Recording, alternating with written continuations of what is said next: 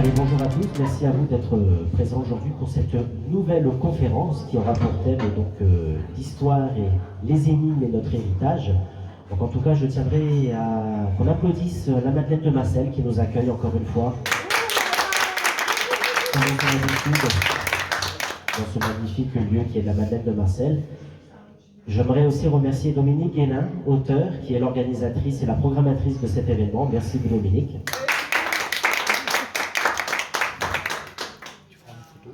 Et je souhaiterais aussi qu'on remercie les auteurs qui sont avec nous aujourd'hui pour parler de leurs livres. Donc Jean-Marc Ponce qui est avec nous, on peut l'applaudir. Et Jean-Pierre Skilari. Donc aujourd'hui, on l'a dit, le thème sera donc l'histoire, les énigmes et l'héritage. Jean-Marc Ponce va nous présenter son livre Nausicaa. Voilà, donc on va pouvoir en parler. Si vous avez des questions, surtout n'hésitez pas. Et Jean-Pierre Skilari va nous présenter son livre La prophétie. Voilà. Donc avant toute chose, chers amis, est-ce que vous pouvez vous présenter en quelques mots, avec vos mots, nous dire qui vous êtes? C'est bien parce qu'à chaque fois que je viens, j'en présente. On n'entend rien. Hein? Il y a toujours de plus en plus de... Oui, bien sûr. Donc, Jean-Marc Ponce, GMP, je sais que GMP mes livres. Voilà, j'ai écrit une vingtaine de livres, à peu près, en 5 ans, 5-6 ans. Donc, j'adore écrire. Et je suis de la Bugadis, donc d'à côté, auteur provençal. Qu'est-ce que je peux dire d'autre? Musicien. Voilà, c'est mon moment, j'en profite. J'écris beaucoup de romans d'amour, d'aventure. Enfin, j'écris surtout. J'essaye de me diversifier dans mes romans, d'avoir un peu tous les thèmes. J'écris des pièces de théâtre, j'écris un peu tout. Voilà. Bonjour. Alors, je me présente, Jean-Pierre Skilari. Je suis au Bagné, donc pas très loin de Jamousse. Ma profession, j'étais sapeur-pompier, responsable du centre d'Aubagne. Puis ensuite, je me suis spécialisé dans le feu de forêt. Ensuite, j'ai toujours été spécialisé dans le feu de forêt. Et j'ai vécu des aventures extraordinaires que j'ai écrites sur le premier livre, La guerre des feux. Ensuite, j'ai écrit pas mal de nouvelles, j'ai fait des concours, et j'ai changé complètement d'orientation puisque j'ai écrit La prophétie. On m'a ensuite un peu parlé. Et je continue un peu à écrire des nouvelles au fil du temps. Mais je suis pas mal occupé en ce moment. Voilà. C'est rare d'entendre un auteur dire qu'il n'est pas occupé. En tout cas, merci à vous. N'hésitez pas si vous avez des questions. Donc, tous les deux, vous avez mis sur ce dernier roman, dernier recueil, l'histoire. Toi, c'est 3500 ans qui séparent les protagonistes. Toi, c'est en période des Templiers. Qu'est-ce qui vous plaît en général dans l'histoire et pourquoi avoir décidé d'écrire sur ce thème-là? Alors, comme je l'ai dit tout à l'heure, je me diversifie dans mes romans. Donc, j'écris des romans policiers, des romans d'amour, des romans d'aventure. Et là, effectivement, il me fallait... c'était un roman d'amour, mais un roman un peu surnaturel. Donc, il me fallait une héroïne, mon livre, qui est soit de l'Antiquité. Et donc, j'ai cherché, et puis j'ai trouvé cette héroïne, cette personne, Nausicaa, dans l'Odyssée d'Homère. Et donc, voilà, donc je me suis plongé dans l'Odyssée, et ça a donné ce livre. Et ça n'a rien à voir avec Homère, quoi. C'est une histoire qui n'a rien à voir, et qui a à voir. Le nom Nausicaa, c'est la personne, je m'en suis servi, mais c'est une histoire moderne. Comment tu as, je pose la question à Jean-Pierre, tes recherches? La question c'est les recherches justement. Comment tu t'organises au niveau de tes recherches? Quand on utilise le terme historique, souvent on a peur peut-être que les gens nous tombent dessus en disant mais ce qu'il dit c'est pas vrai. Comment toi tu les as travaillés?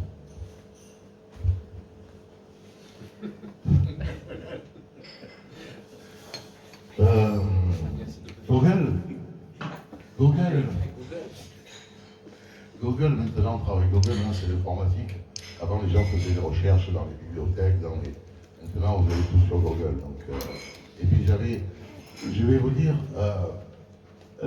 l'Iliade de l'Odyssée, c'était une obligation à l'école, quand on était, en tout cas moi, quand on était petit.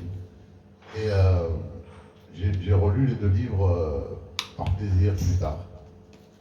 Donc ça m'a... Voilà, j'ai ce coup de cœur pour cette héroïne de l'Antiquité. Je ne sais pas si elle existait, la guerre de Troie, on pense, c'est pas trop, c'est plutôt une invention d'Homère qu'une réalité, mais bon, voilà. Merci. Donc on rentrera plus en détail dans le livre dans quelques instants. Jean-Pierre, est-ce que tu peux parler aussi quelle est la part d'histoire dans ton livre, pourquoi avoir choisi ce thème-là, et comment as-tu organisé tes recherches? Alors, comme beaucoup de personnes de ma génération, j'ai été impressionné par l'émission de télévision Les Rois Maudits. Des artistes extraordinaires, mise en scène magnifique, tout en direct. Et le temps a passé puisque la première émission a eu lieu le 21 décembre 1972. Il y a eu 5 feuilletons. Et chaque mois, il y avait un feuilleton qui durait environ 1h30 à 2 heures. Alors je me suis un peu intéressé aux Templiers, comme ça, tout le monde peut-être. Et puis j'ai eu une chance extraordinaire. Je suis tombé sur un livre de François Juste Marie Renoir. Je vais vous raconter l'histoire un peu de ce livre.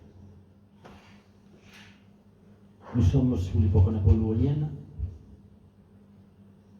Napoléon a fait la campagne d'Italie, a conquis l'Italie et a décidé de conquérir aussi l'Empire du Vatican.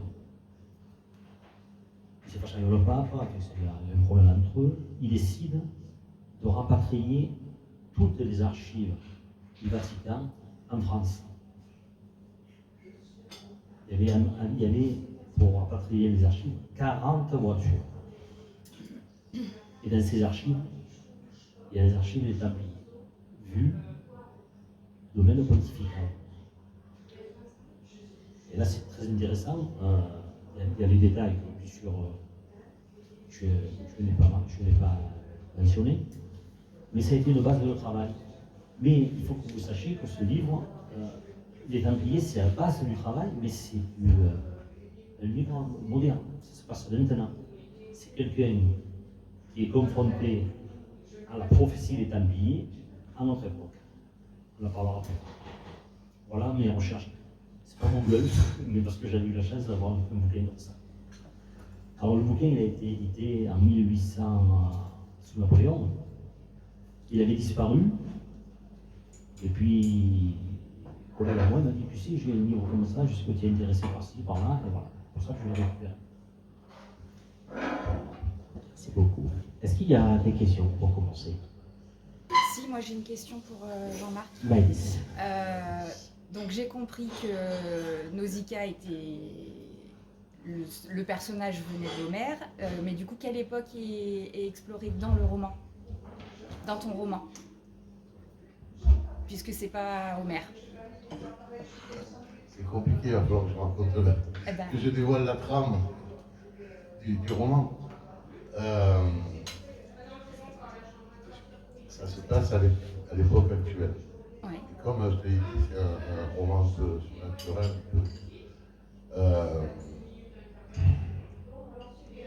Je réfléchis pour pas le spoiler. Ouais, pour pas spoiler. Et il y a un retour en arrière aussi. D'accord. L'histoire de Nausicaa. Après, j'expliquerai pourquoi j'ai choisi Nausicaa. Mais ça se passe donc il y a 3500 ans, quoi, parce que c'est à peu près cette époque que Homère a choisi de la guerre de Troie, l'Ulysse, tout ça. Et en même temps, ça se passe actuellement. Et en même temps, cette surnaturelle, c'est compliqué de ne pas dévoiler. Oui, c'est difficile. Moi, je l'ai lu, donc je sais. Oui, tu comprends la difficulté. Voilà, tu demandes à Dominique, elle l'a lu. D'accord. Parce que du coup, Jean-Pierre aussi, toi, il y a des ponts entre... Ah oui, et du surnaturel aussi, pour le coup. Oui, il y a des histoires naturelles, bien entendu. Il y a deux personnes principaux dans ce bouquin.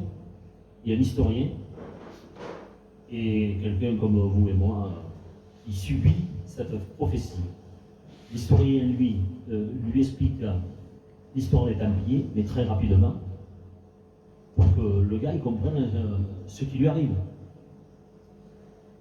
Mais chaque fois qu'il y a un phénomène particulier, il est toujours seul. Il n'est jamais l'historien. L'historien qui est très cartésien et pragmatique, lui c'est l'histoire, c'est que l'histoire. Il n'y a pas de surnaturel. Essaie de comprendre ce qui arrive à son collègue.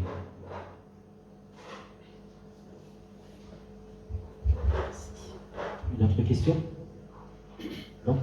Toi, tu parles des Templiers dans ton livre. Comment on peut expliquer encore aujourd'hui, en 2025, que les Templiers, dès qu'on parle des Templiers, ça intéresse encore les gens? Parce que c'est une histoire quand même assez anecdotique, mais est-ce que tu peux nous en parler? Je pense que ça intéressait les gens parce qu'il y a un trésor. Et le trésor n'a pas été trouvé. Mais y a-t-il un trésor? Donc alors il y a plusieurs solutions, plusieurs interprétations. Est-ce que le trésor des Templiers... Le trésor des Templiers, il était sous deux formes. Pécuniaire, mais ce n'était pas le plus important. Le plus important, c'était les possessions que les Templiers avaient à travers le monde. Parce qu'au début, sous Godefroy de Bouillon, ils sont partis dans les croisades, et on s'est rendu compte qu'ils n'étaient pas nos Templiers, on s'est rendu compte qu'il y avait de pros chevaliers qui avaient fait des exploits, et les gens ont adhéré, et ils ont créé l'ordre des Templiers. Ça a duré 200 ans. C'était un peu l'arme armée du pape. Philippe le Bel se rend compte que les Templiers prennent de l'importance. Il craint pour la France. Il se dit, si ils se rebellent contre nous, on va avoir des problèmes. Et il décide de les dissoudre. Mais ça, c'est une excuse. Lui, il voulait récupérer le trésor. Il avait déjà récupéré le trésor des Juifs. Là, il voulait récupérer le trésor des Templiers, mais il a été déçu parce que il n'a pas eu ce qu'il escomptait. Donc, ça, c'est la première histoire. Et ce qui fascine un peu les gens au niveau des Templiers, c'est la fameuse prophétie. Lorsque Jacques de Molay est brûlé vif sur l'île des Juifs, à Paris, qui n'existe plus, puisqu'elle a été rattachée à l'île de la Cité. Il déclame sa prophétie en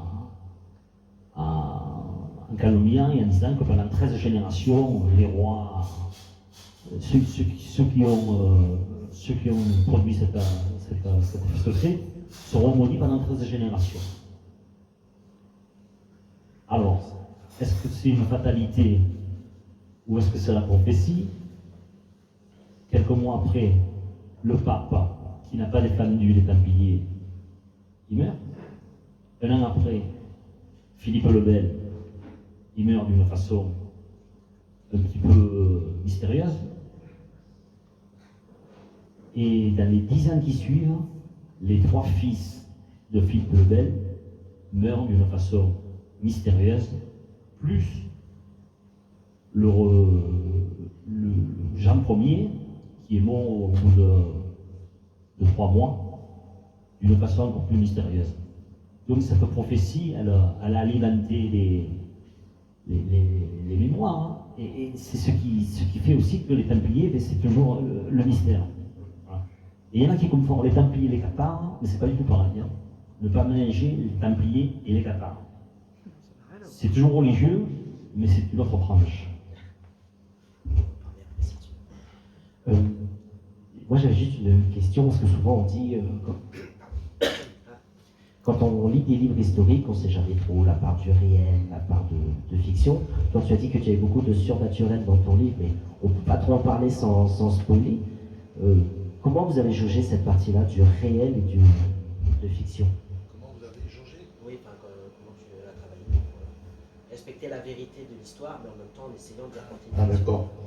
Je pense que, je sais que les Templiers, ils étaient, le roi de France et le pape s'étaient endettés énormément par rapport aux Templiers. C'est ce qui explique ce qu'il a voulu faire. Ils ont voulu, le pape, en connivence avec le roi de France. Exactement. A voulu éliminer les Templiers justement pour le trésor peut-être, mais surtout pour ne pas payer leurs dettes. Quoi. Parce qu'ils s'étaient énormément endettés par rapport à eux. Et ça s'est passé un vendredi 13, c'est pour ça que le Ouais, vendredi ouais, 13. exactement. On peut y venir. Exactement. Non, mais c'est intéressant, de toute façon, le livre est intéressant. En ce qui me concerne, je ne sais plus, je ne me rappelle plus la question, mais bon. La part de réel et la part de fiction. Merci. C'est pour ça que je n'ai pas choisi quelqu'un de connu. Parce que j'aurais été bloqué par le réel. J'aurais été obligé de me tenir aux faits réels. Quoi. Et c'est pour ça que j'ai pris Nausicaa, parce que Nausicaa, Homère, il n'en parle pas spécialement. Quoi. Elle est juste, elle apparaît dans l'Odyssée, et notamment à la fin. Donc j'ai pas voulu me prendre quelqu'un comme, je sais pas, Cléopâtre, ou enfin, bon, peu importe, des gens connus, parce que j'aurais été bloqué. Donc je me suis limité à quelqu'un qui est pas vraiment connu, qui a quand même une histoire, mais ça me permet d'inventer, de lui créer une vie. Voilà. Question pour toi si tu veux. Oui, ben moi, j'ai pas eu trop de difficultés à récupérer les faits historiques, bien que on se pose toujours la question si c'est vrai qu'il y a eu cette prophétie. Alors il y a une plaque sur le milieu de la cité, à l'endroit où Jacques de Molay a été immolé. C'est à côté du Pont-Neuf. Mais pour le vendredi 13, ils ont été arrêtés un vendredi 13, mais il n'a pas été immolé un vendredi 13. C'est 7 ans plus tard qu'il a été immolé. Jacques de Molay, ça a été très, très long. Et il n'a pas pu se défendre. Il n'a jamais pu voir le pape.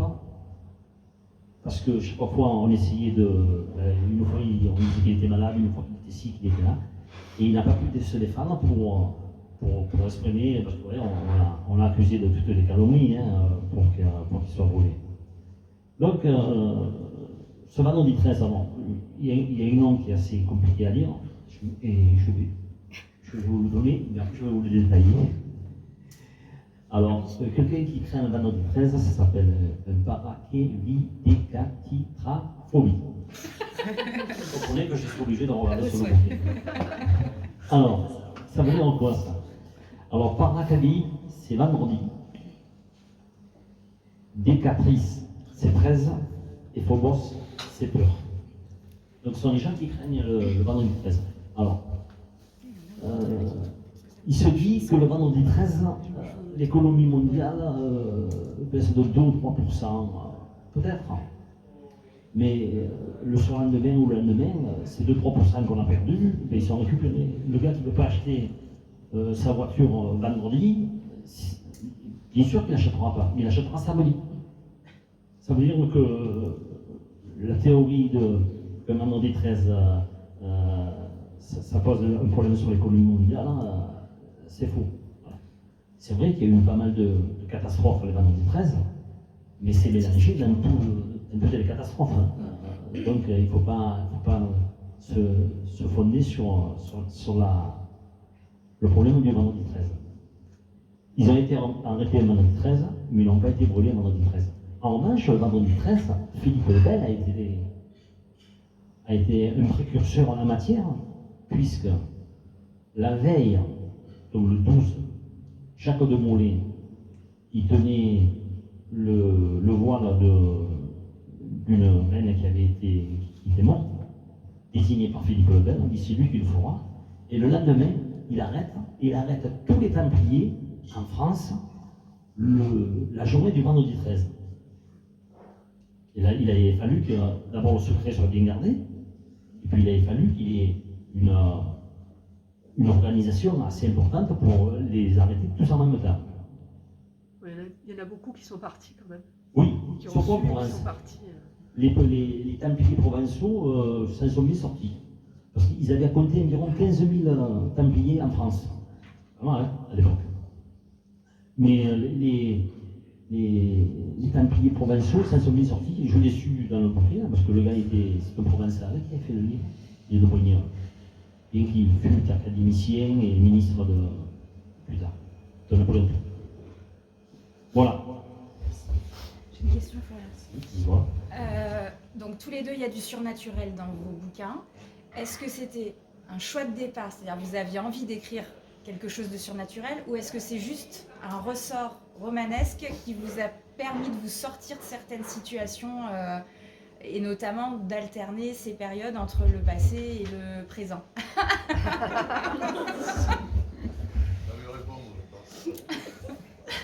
Alors,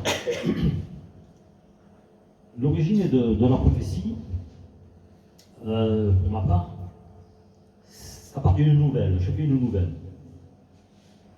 Où quelqu'un est pris, comme je vous l'ai expliqué, dans les griffes de cette prophétie, mais à notre époque là. À notre époque. Ça se passe Noël. Et là-dessus, on passe dans le surnaturel. Parce que c'est compliqué, 700 ans après la prophétie, de faire croire que le gars il est subjugué ou alors il est pris par ce phénomène. Donc il faut qu'il y ait quelque chose de surnaturel. Et donc voilà, c'est pour ça que j'ai mêlé l'histoire au surnaturel. Et j'ai mêlé les deux. Un qui croit un petit peu à ces effets surnaturels, et l'autre qui lui est très cartésien, qui dit non, l'histoire, c'est l'histoire. Voilà.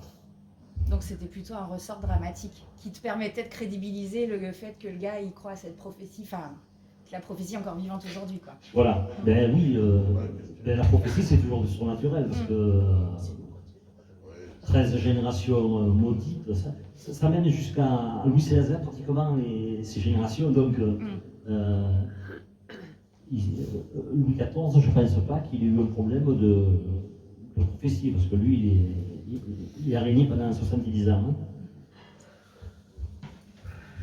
Hein. Merci, Maïs. Une autre question? Non? Oui, Dominique? Est-ce que vous pensez que vos prochains livres pourraient aussi utiliser les énigmes du passé? Est-ce que ça inspire, comme la question en fait du café, les énigmes inspirent toujours les auteurs? Est-ce que ça va revenir dans vos prochains écrits? Oui, c'est fort possible. C'est pas mon dernier livre celui-là. J'écris un livre tous les 3-4 mois. Donc il a 5-6 mois celui-là. J'en ai écrit 2 depuis. Le dernier, c'est un peu le même genre, le même style de livre. Sinon, comme que je dis, j'essaie de le diversifier beaucoup. Mais c'est vrai que l'histoire foisonne d'histoire, justement. Et c'est intéressant de développer quelques faits qu'on peut trouver en lisant des livres d'histoire.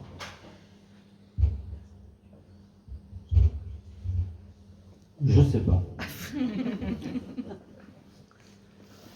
Il y a d'autres périodes de l'histoire qui t'inspirent comme ça? Toutes les périodes de l'histoire m'inspirent. Mais comme je suis profondément attaché à ma région et à la Provence, chaque fois quand j'écris, naturellement, c'est une histoire de la région qui peut être surnaturelle. Et fondée sur un fait historique aussi. Mais je suis plus rattaché à ma région. Même la prophétie, le gars est du Midi. Voilà. Je ne dis pas qu'il est de la région, mais il est du Midi. Vous êtes des passionnés d'histoire tous les deux. Alors c'est peut-être une question peut-être bête, que je vous tente. S'il y avait vraiment une période de l'histoire, vous auriez aimé vivre, Est-ce qu'il y en a une en particulier et pourquoi? Vous avez 2 heures. La Renaissance. La Renaissance, d'ailleurs, chaque année, je pars en Italie, à Rome, à Naples, à Florence, et j'écume les musées, les églises, et voilà, pour moi, la Renaissance, c'est quelque chose de particulier, et si il eût fallu que je vive à une époque, ce serait à la Renaissance. Mais bon, j'en ai parlé, hein.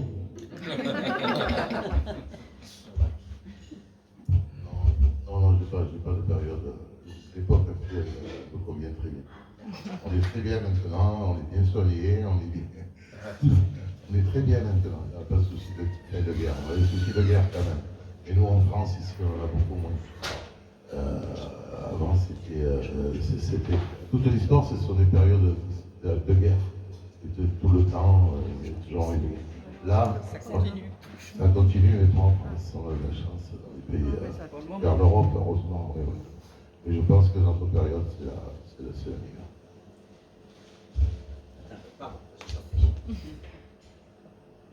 Il n'y a pas longtemps, on avait la guerre en Europe, en Croatie. Hein.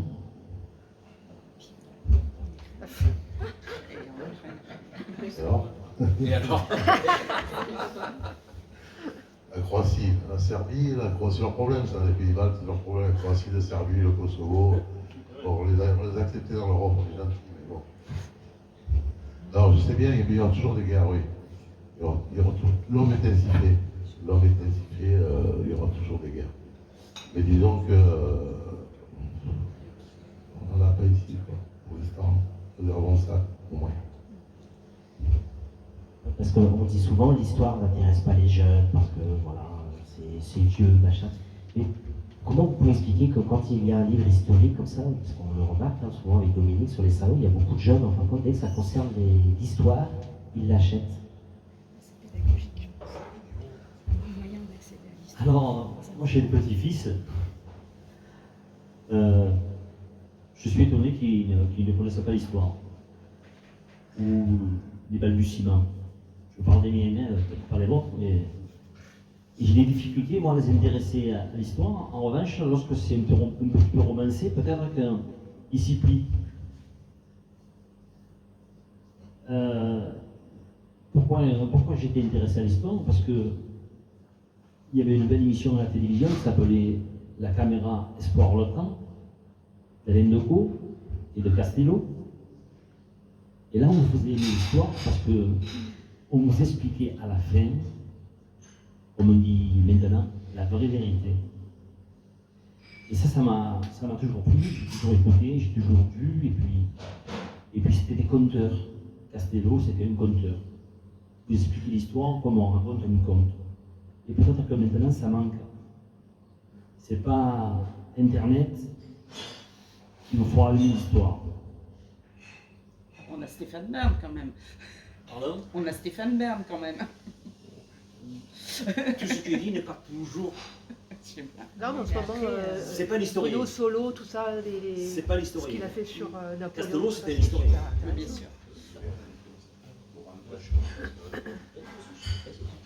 Toi, tu es gentil.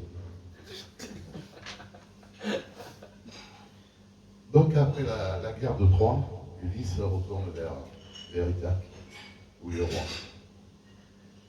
J'ai fait un texte, j'ai travaillé hier soir très tard. Je voudrais pas vous parler quand même, je n'ai pas travaillé pour rien. Et donc, sur son voyage, il a duré 10 ans. Voyage retour de Troie, où il a gagné la guerre. Vous connaissez le cheval de Troie, c'est lui qui était dedans. Il a créé tout ça, bon, il a gagné la guerre, il retourne à Ithaque.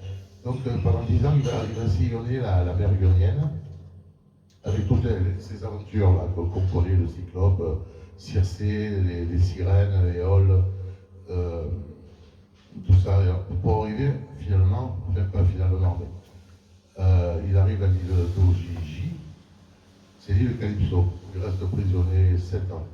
Calypso était amoureuse d'Ulysse et elle ne voulait pas le laisser partir, donc il est resté pendant 7 ans sur l'île de Calypso. Et puis finalement, sur insistance d'Athéna, qui est la protectrice d'Ulysse, Zeus est intervenu et a dit bon, ben, Calypso, il faut le laisser partir, même si tu es amoureuse de lui, il faut le laisser partir. Donc Ulysse, il n'avait qu'une chose en tête, c'était retourner à Ithaque, retrouver Pénélope, retrouver son royaume. Donc il s'en va. Pardon? Ah non. Donc il s'en va. C'est mes lunettes. Donc il s'en va, il retourne, il s'en va, il fait un radeau, il part pour Ithaque. Finalement, il n'arrive pas à Ithaque.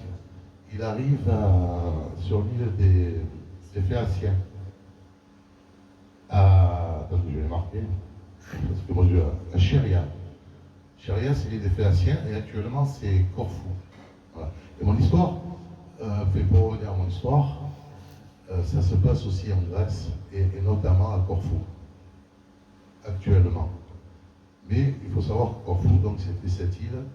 Et donc Ulysse part pour Ithaque, donc il échoue à Corfou et il échoue, il est naufragé. Donc pour revenir à Nausicaa, c'est la fille du roi je ne sais plus où c'est qu'on en est. Ouais, de Chéria, parce que je n'ai pas toujours vu à Chéria. Donc c'est la fille du roi de Chéria, le roi Alcinos, et la reine arrêtée. Et le soir, elle fait un rêve, c'est Athéna qui lui suggère ce rêve, d'aller se promener le lendemain sur la grève, en bord de mer. Donc c'est ce qu'elle fait le lendemain, elle prend ses servantes, Nausicaa. Elle prend ses servantes et elle va se promener en bord de mer. Elle se promène, elle flâne, elle joue au ballon. Pas au foot, hein. Elle joue au ballon, mais pas au foot. Je ne pense pas qu'Homer c'était un fan de l'OM à l'époque. Et d'un coup apparaît un homme, un naufragé, la barbe hirsute, à moitié nue. Les servantes s'enfuient et Nausicaa le recueille. Elle le recueille, elle l'amène au palais. Mais Ulysse, c'était Ulysse bien sûr, mais Ulysse, c'est un séducteur. Il arrive à séduire le roi Alcinos, la reine arrêtée, tant et si bien que le roi lui propose sa fille en mariage, c'est-à-dire Nausicaa. Ulysse pense à autre chose, lui pense à rentrer chez lui. Donc ça ne se fait pas, cette histoire de mariage. Et mon histoire, c'est bien parce que Nausicaa, bon, elle a existé plus ou moins dans les livres, dans l'Odyssée, mais il n'y a pas trop de détails sur elle. Donc mon histoire, c'est de romancer cette vie qu'elle a eue et celle d'après, celle que je vais créer, et je vais la faire, elle va rencontrer le narrateur de mon histoire, et ça va être une histoire d'amour. Et voilà en gros mon livre. J'essaie de ne pas trop en dévoiler tout en vous indiquant quelques... Voilà. Tu vois, tu peux en parler sans spoiler. Tu peux en parler sans spoiler, tu vois. En plus, tu avais bien préparé ta fiche. Ah oui, non, mais je travaille moi le soir. Dominique. Ah non, je pensais que tu avais rajouter quelque chose. Écoutez, s'il n'y a pas d'autres questions, Jean-Pierre, est-ce que tu veux rajouter quelque chose? D'abord, je voulais Philippe le Bel, le grand roi, qui prend le trône à 17 ans. Avant lui, les rois travaillaient avec le caractère du roi. C'est-à-dire que le roi, il avait une idée, il appliquait. Philippe le Bel, ça a été le premier qui a appliqué la raison d'État. Et c'est de cette façon qu'il a emprisonné les Templiers, pour raison d'État. Et on est toujours en ce moment, les présidents de la République et autres, lorsqu'ils sont acculés, il y a la raison d'État. Or, mon histoire, je vous donne le début de l'histoire. C'est un gars comme vous et moi qui se promène dans les rues, puis il tombe sur cette vitrine. Elle est belle, hein, Maëlys? Très belle. Et il y a un grand livre sur un templier qu'il ne connaît pas. Il y a quelqu'un à côté de lui qui est là, qui est fixe, qui regarde le templier, mais qui ne parle pas, qui boule un certain temps. Et il lui parle et il lui dit vous savez, c'est Jacques de Molay, c'est quelqu'un d'extraordinaire. Il lui raconte l'histoire des Vendredis 13. Il y a eu des catastrophes, etc. Le frérot, il le prend un petit peu à la légère. Et puis il s'en va. Et lorsqu'il s'en va, 5 minutes après, c'est pas dans la période de Noël. Les rues étaient illuminées, c'était assez festif. Et là, à ce moment-là, tout devient sombre, il y a une tempête qui se produit, il se protège comme il peut, et puis bon, il se réfugie quelque part. Ça revient, il se rend compte le lendemain que tout ce qu'il a vécu, ça a disparu. Et c'est là qu'il voit son collègue, qui lui dit il y a un gars qui m'a parlé sur les Templiers, et son collègue historien lui raconte, et je le raconte, mais ça dure 10 pages, l'histoire des rois maudits, en quelque sorte. Et par conséquent, c'est les Templiers. Ils vont essayer de dénouer l'affaire, mais le gars qui a eu ce problème de tempête, il a insurgé d'autres, une fois à la Foudalos, une fois à Paris. Alors je prends la Foudalos Paris parce que ce sont des endroits que je connais très bien. La Foudalos parce que j'y allais très souvent, et Paris parce que j'étais pompier à Paris. Et par mon métier, je suis rentré dans les souterrains de Paris. Soit pour des exercices, soit pour aller chercher des gens. Et surtout dans les égouts. Alors, les égouts se visitent, et ne se visitent plus d'ailleurs. Donc je n'ai pas eu trop de difficultés à faire des recherches au niveau de la géographie. Merci beaucoup. Tu dis que tu as été marin-pompier de Paris. On rappelle que tu as aussi sapeur, pardon. Ah, c'est le lapsus, attention. Attention, pardon. Désolé.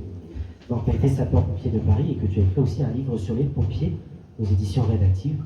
Voilà, ça intéresse aussi, c'est très très intéressant. D'ailleurs, je tiens à remercier aussi Maëlys qui est avec nous aujourd'hui. On peut applaudir Maëlys aussi. Il y a une maison d'édition locale à découvrir. Merci beaucoup. Jean-Marc, est-ce que tu veux rajouter quelque chose aussi?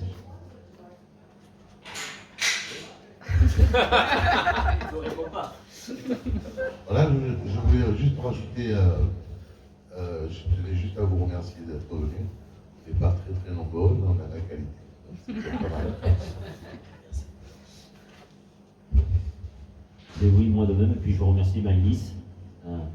Je suis un de ses premiers auteurs. Et ça fait toujours plaisir de travailler avec elle, de la voir. Merci. Merci. On peut applaudir les auteurs, Jean-Marc Ponce pour son livre Nausicaa et Jean-Pierre Scolari pour son livre La prophétie. Vous pourriez vous applaudir aussi, parce que voilà, comme on dit, même si on n'est pas très nombreux, vous êtes là, vous écoutez chaque samedi, et vraiment merci beaucoup. On peut applaudir encore Dominique Guénin aussi qui organise cette conférence, et qui le fait très bien, et aussi remercier la Madeleine qui nous accueille. Je tiens, oui, vous pouvez les applaudir. Je tiens aussi à dire voilà, que vous pouvez nous suivre sur les réseaux sociaux, hein, Florian Alain, Dominique Guénin, pour avoir les dates des prochaines conférences. Pour l'instant, on n'en a pas prévu, puisque c'est vrai qu'avec les ponts du mois de mai, il y a beaucoup de gens qui partent en vacances. Donc on ne peut pas vous empêcher de partir en vacances à cause d'une conférence. Donc voyez, on pense à vous. Donc vraiment, merci à vous. Donc n'hésitez pas à nous suivre, vous pouvez vous applaudir. Merci encore aux auteurs, et on peut continuer ces échanges autour d'une dédicace. Merci à vous.